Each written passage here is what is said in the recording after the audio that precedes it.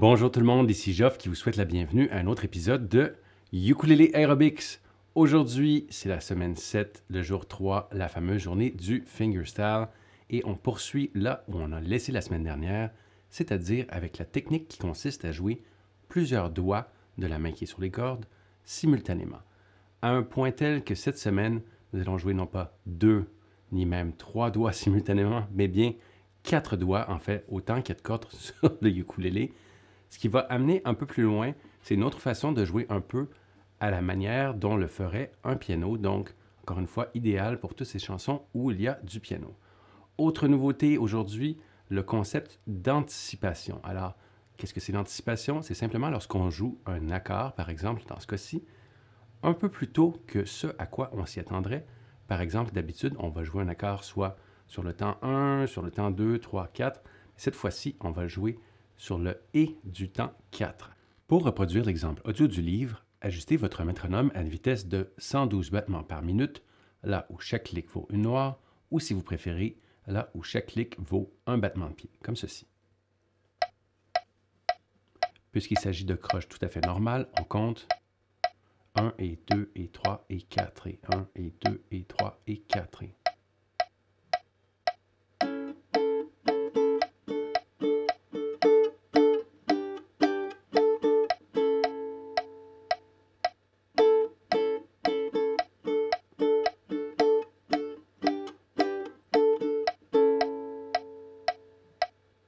Pour la vitesse réduite, ajustez votre métronome à 56 battements par minute et activez les subdivisions en croches, comme ceci.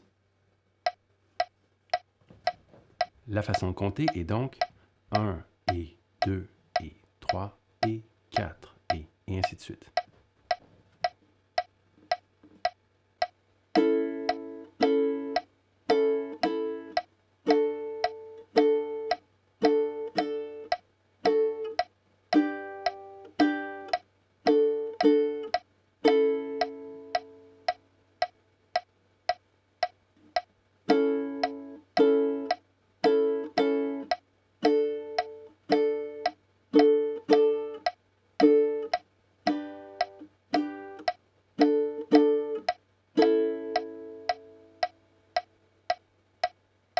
Regardons maintenant un peu plus en détail comment fonctionne cette technique de fingerstyle qui consiste à jouer plusieurs notes simultanément avec les doigts qui travaillent sur les cordes.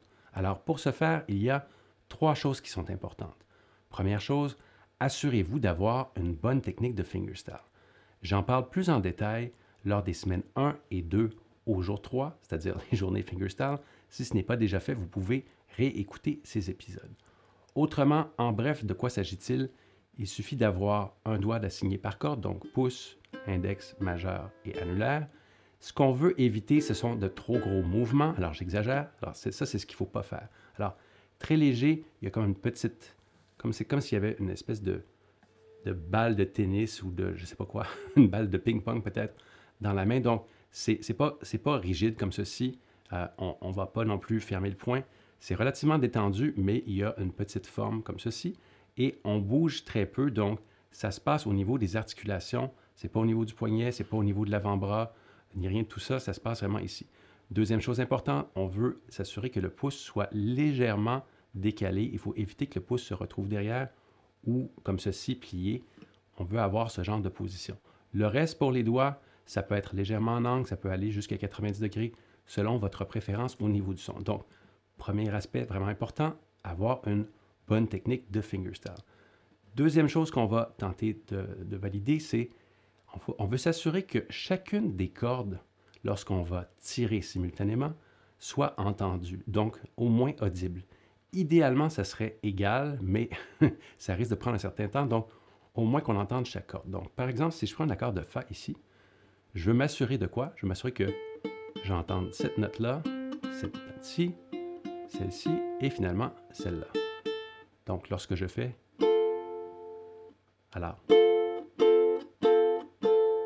si vous n'êtes pas certain, si jamais vous l'avez entendu ou pas, vous pouvez les rejouer individuellement. Ça va. J'ai validé que je les entendais toutes. Troisième point vraiment important, il faut tenter de faire en sorte que chaque note soit jouée en même temps. Donc, pas une note suivie d'une autre. Alors, ce qu'on veut éviter, c'est quelque chose qui ressemble à ça. Donc, c'est pas comme lorsqu'on brosse ou on égrène les cordes. On veut vraiment avoir l'effet simultanément, un peu comme si on jouait un accord sur un piano avec tous les doigts en même temps. Donc, ça risque de prendre un peu de pratique avant d'en arriver là. Ce qui m'amène donc à l'exercice que je vous propose afin de pratiquer cette technique. Prenez un accord à la fois et faites juste vous entraîner à faire un rythme très simple, comme par exemple le rythme numéro 1 qui est des noirs, comme ceci.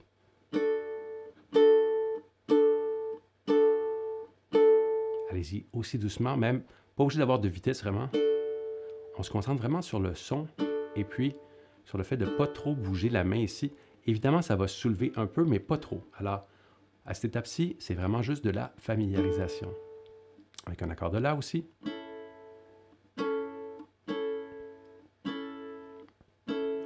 En mettant l'emphase sur les 3 points dont je vous ai parlé, avoir une bonne technique de fingerstyle, s'assurer qu'on entende chacune des notes et idéalement que les notes soient toutes en même temps. Donc, c'est vraiment...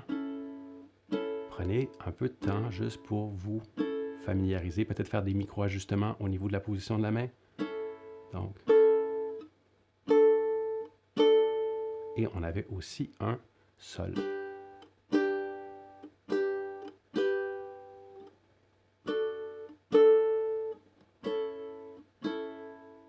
Dernier petit conseil pour cette technique, essayez-la à différents endroits sur votre ukulélé afin de trouver ce qu'on appelle le fameux sweet spot. Alors, en québécois, ça veut simplement dire que c'est l'endroit où ça va bien sonner, ce qui dépendra de la taille de votre ukulélé, le type de corde que vous avez, sa qualité, la façon dont vous jouez, etc., etc. Donc, en essayant par essai-erreur, vous allez trouver un endroit où le son est optimal à votre goût, parce qu'après tout, c'est tout ce qui compte. Sans surprise, nous allons réutiliser ma méthode préférée lorsque vient le temps d'apprendre un nouveau concept, tel l'anticipation musicale. Alors, cette méthode, j'aime bien l'appeler la méthode CCB, ou si vous préférez, clarté, contrôle et bouchée. Alors, pourquoi on parle de ces 3 concepts? Donc, clarté, c'est quoi? Ça veut dire prenez tout le temps dont vous avez besoin. Alors vraiment, je ne peux pas insister suffisamment là-dessus.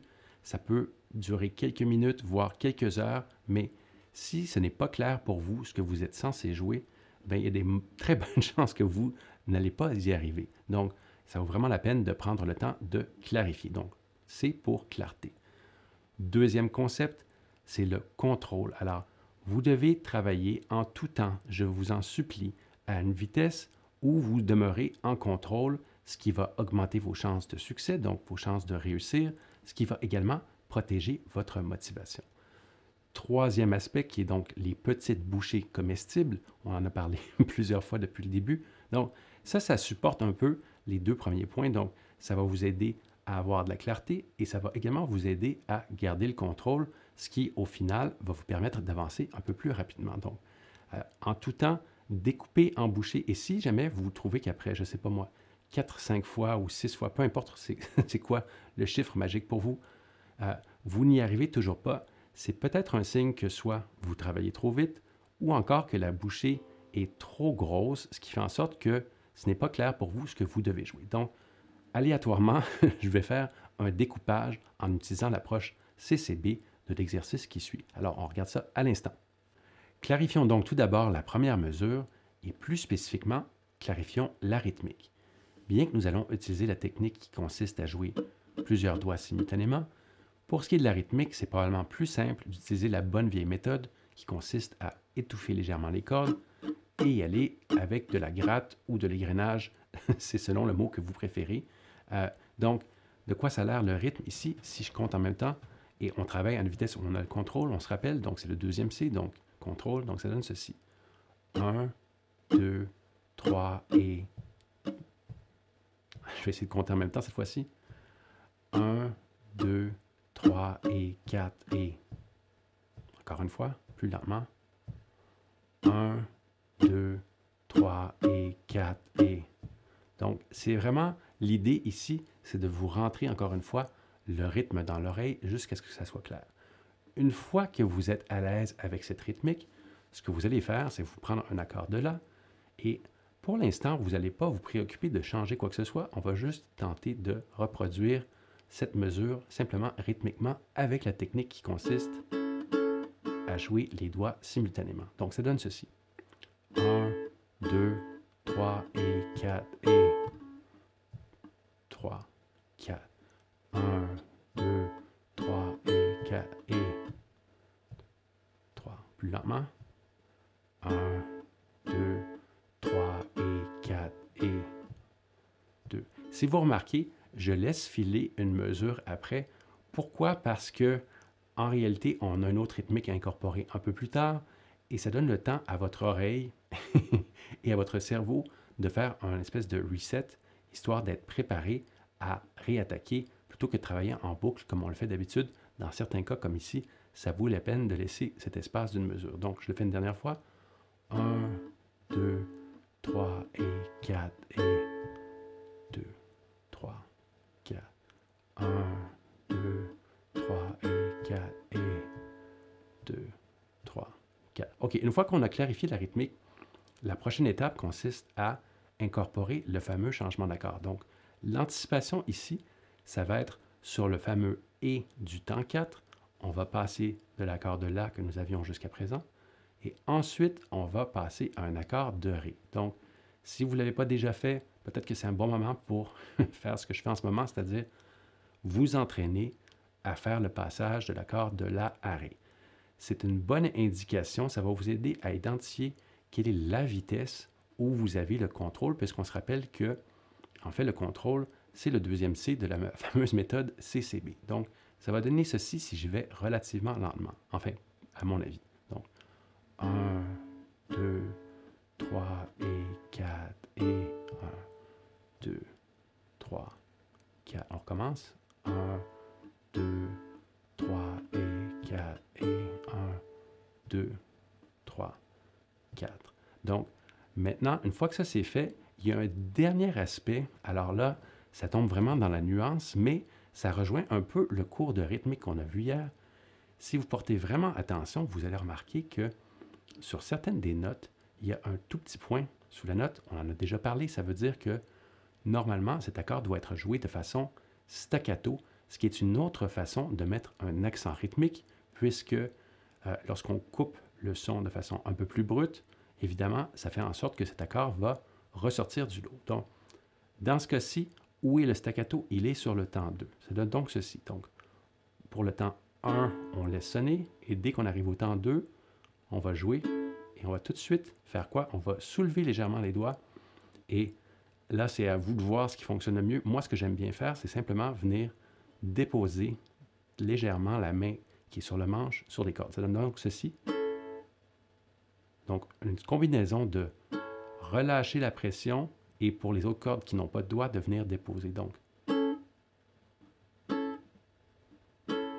si on combine les temps 1 et 2, ça fait donc 1, 2, 1, 2.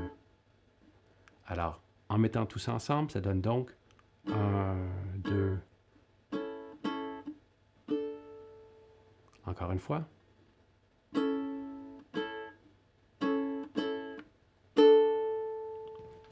Ça pourrait être mieux, je le refais. Voyez-vous, c'est un bon exemple à la maison. Si ça donne ça, ça veut dire que vous devriez le pratiquer une autre fois. Ça donne ceci.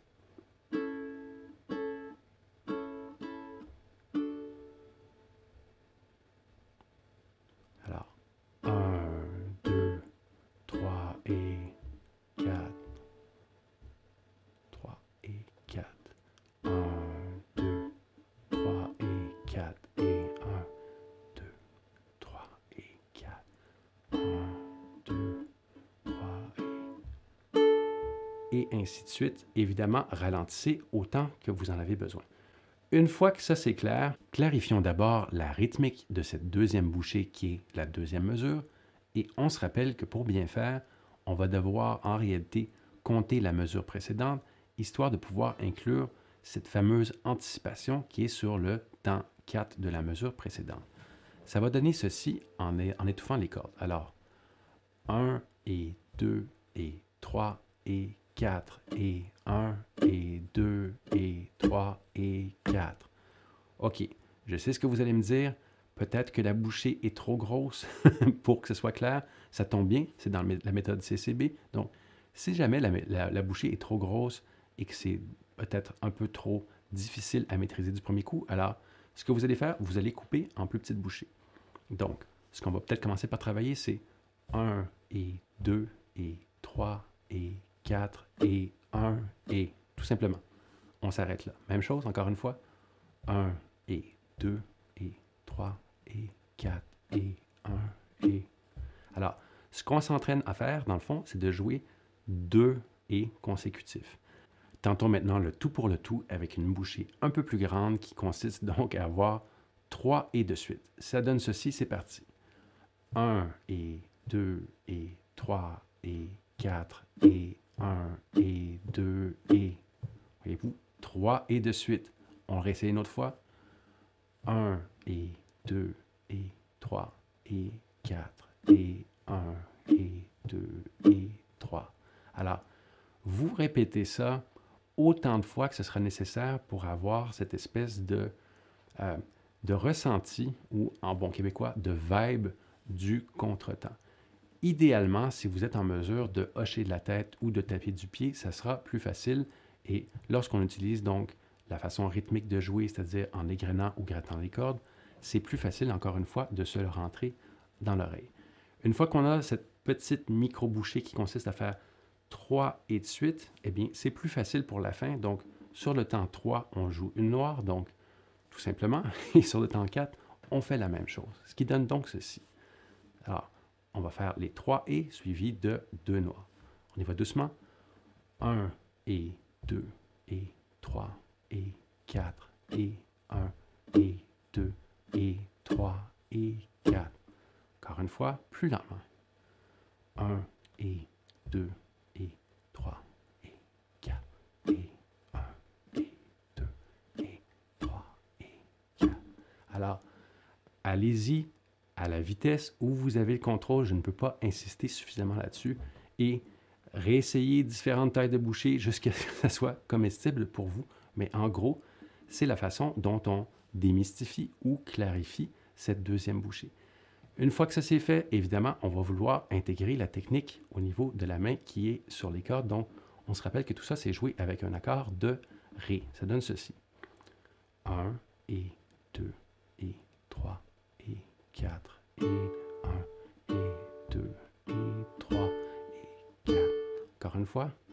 Peut-être si ça c'est trop dur, n'hésitez pas à couper la bouchée, retourner au 1 ou 2 et de suite, voire 3 et, comme ceci. Allons-y avec 3 et. 1 et 2 et 3 et 4 et 1 et 2 et stop. On le refait, on laisse passer la mesure, on continue de compter. Et 3 et 4 et 1 et 2 et 3 et... N'hésitez pas à utiliser un métronome en fait pour ça si ça peut vous aider à rester à une vitesse où vous avez le contrôle parce que souvent, comme on sait si bien, la perception du temps chez les humains, et je suis pas mal certain que la plupart des gens qui écoutent cette vidéo en ce moment sont tous et toutes des humains. Donc, alors pour cette raison, utiliser un métronome, ça peut également être votre ami et ce qui vous protégera d'accélération involontaire, surtout lorsque c'est le temps de clarifier et de programmer votre main. Donc, une fois que vous aurez maîtrisé les 3 et de suite en utilisant votre accord de Ré et la technique de fingerstyle, eh bien, la prochaine étape logique consistera à réaugmenter la taille de votre bouchée, histoire de réintégrer les fameux temps 3 et 4 qu'on a tout simplement décidé de balancer le temps de clarifier le début. Donc, ça donne ceci. 1 et 2 et 3 et 4 et 1 et 2 et 3 et 4. Plus lentement. 1 et 2 et 3 et 4 et 1 et 2 et 3 et 4. Évidemment, encore une fois, vous ralentissez, vous utilisez un métronome, peu importe ce que ça prend, afin que ça soit clair et que vous demeuriez en contrôle. N'hésitez pas à jouer donc avec la vitesse, avec la taille de la bouchée, jusqu'à ce que ça soit clair pour vous et que vous puissiez très bien programmer votre main. Dernière petite chose au sujet de cette deuxième bouchée, évidemment, Ceux et celles qui sont un peu plus orientés vers les détails, je suis un grand fan des gens qui sont orientés vers les détails, vous aurez remarqué qu'il y a des nuances dans cette deuxième bouchée, telles un silence et encore une fois un staccato, cette fois-ci sur le temps numéro 3. Alors, bien que ce soit très chouette si vous êtes capable de le faire, je vous donne exceptionnellement la permission de ne pas vous en préoccuper parce qu'à mon avis, lorsqu'on commence avec l'anticipation et cette nouvelle technique, ça fait déjà beaucoup. Mais pour ceux et celles qui sont peut-être un peu plus avancés ou qui ne reculent devant rien, ce silence va se situer après le deuxième et aura une durée d'un demi-temps. Ça donne ceci. 1 et 2 et 3 et 4 et 1 et silence. Alors, pour faire le silence, évidemment, on réutilise essentiellement la même technique que pour le staccato, c'est-à-dire que je vais venir déposer mes doigts sur les cordes sans appuyer. J'aurais pu le faire avec ma main qui est sur les cordes. Ça fonctionne également. C'est une question de goût personnel. Alors, je le refais. 1 et 2 et 3 et 4 et 1 et silence.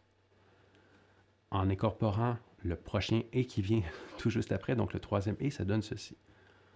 1 et 2 et 3 et 4 et 1 et silence et encore une fois 1 et 2 et 3 et 4 et 1 et silence et une fois que ça c'est fait, sur le temps numéro 3, on va donc mettre un staccato. Ça donne ceci. Ça commence à faire beaucoup, je sais, mais comme je vous ai dit, cette section, en fait, est complètement optionnelle. C'est seulement pour ceux et celles qui aiment vraiment beaucoup les défis ou qui ont trop de temps libre.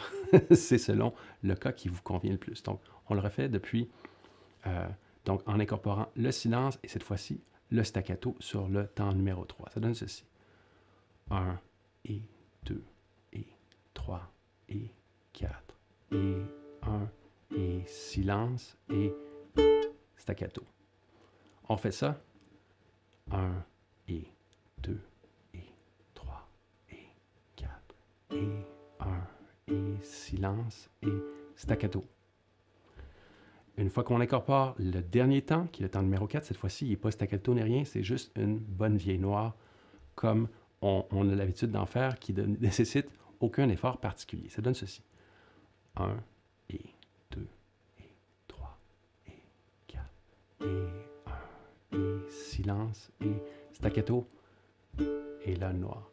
Ça fait le tour de la deuxième bouchée qui peut être quand même un peu moins complexe que ce que je viens juste de vous montrer. Allons-y maintenant pour la troisième bouchée. Excellente nouvelle, la troisième bouchée, qui est la troisième mesure, réutilise exactement la même rythmique qu'on a déjà clarifiée lors de la première mesure. Au cas où vous auriez déjà oublié, je vous rappelle que ça a l'air de ceci. Donc, 1 et 2 et 3 et 4 et 1 et 2 et 3 et 4 et... Encore une fois. Tout simplement. Par contre, il y a un petit piège parce que cette fois-ci, ce que vous allez remarquer, c'est qu'on y ajoute un accord de plus. Donc, on commence le tout avec un accord de Sol, celui-ci, suivi d'un accord de Ré, et l'anticipation se fera donc sur l'accord de La. Ce qui donne donc, avec la technique sans rythme, quelque chose comme Sol, Sol, suivi de Ré, Ré, et puis finalement La. Encore une fois, si vous ne l'avez pas déjà fait, je vous invite à pratiquer individuellement les changements d'accords. Je vais changer de caméra pour vous montrer le détail. Voyons maintenant ce que ça donne lorsqu'on incorpore le rythme. Allons-y doucement. 3 et 4 et 1 et 2 et 3 et 4 et encore une fois, plus doucement. 3 et 4 et 1 et 2 et 3 et 4 et 1 et 2 et 3. Dernière fois. 1 et 2 et 3 et 4 et 1 et 2 et 3 et 4. Pour ceux et celles qui sont à la recherche d'un défi supplémentaire, Encore une fois, cette troisième mesure contient en réalité sa part de petites nuances au niveau de l'interprétation. La très bonne nouvelle, c'est que ce sont exactement les mêmes nuances qu'on a retrouvées lors de la première mesure. De quoi s'agit-il? En réalité, on devrait normalement faire un staccato sur le temps numéro 2 et il devrait y avoir un très bref silence sur le temps numéro 4, tout juste avant l'accord anticipé qui, lors de la troisième mesure ou la troisième bouchée, c'est l'accord de La. Alors, voyons d'abord le staccato. Pour faire un staccato avec un accord de Sol comme ceci, alors, le premier temps, on le joue normalement, donc c'est une noire, tout ce qui est de plus ordinaire. Allons-y comme ceci, donc 1.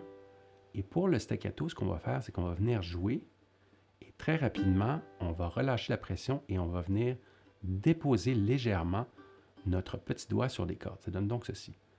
1, staccato. 1, staccato. Pourquoi j'utilise mon petit doigt? Bien, parce que sinon, la corde ici à vide, elle va continuer à résonner, à moins que je défasse ma position, qui pourrait être une autre option.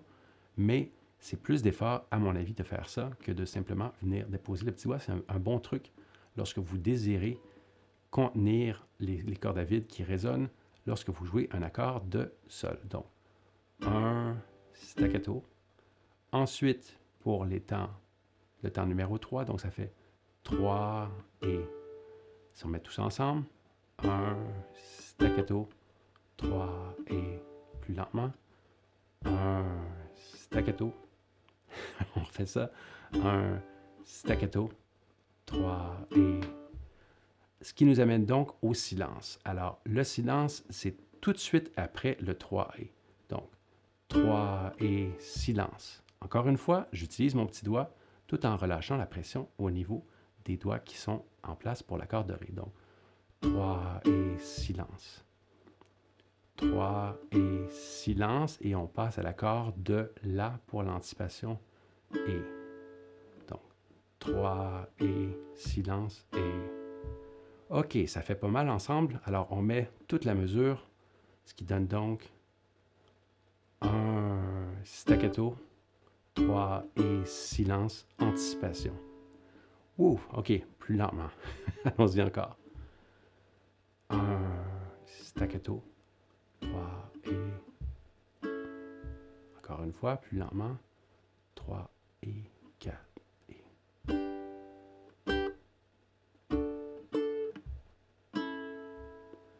Voilà qui fait le tour de tout ce que vous avez besoin de savoir afin de jouer cet exercice dans toutes ses nuances. Allons-y pour le mot de la fin.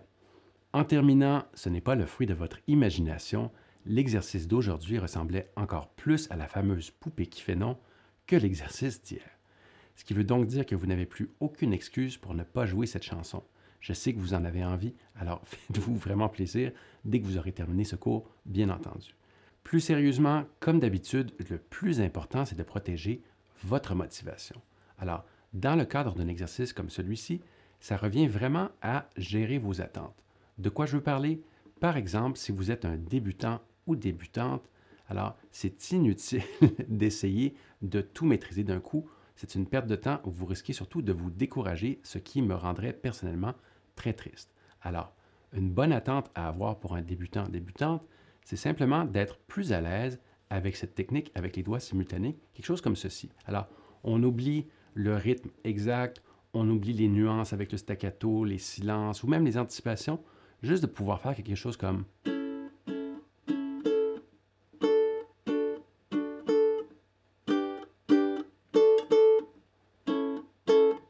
Et même si c'est super lent, c'est déjà une énorme victoire, c'est un pas vers l'avant. Et bien entendu, vous aurez l'occasion de revenir à cet exercice autant de fois que vous le désirez au fil de votre progression.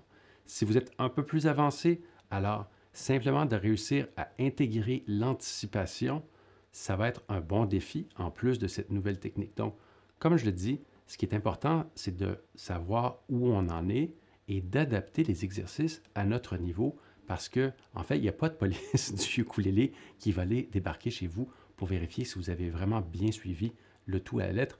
De toute façon, l'objectif, autant de cette chaîne que de ce livre, c'est d'élargir vos horizons, de vous montrer qu'il y a d'autres choses afin que vous puissiez décider par vous-même ce qui vous plaît et ce qui vous plaît moins.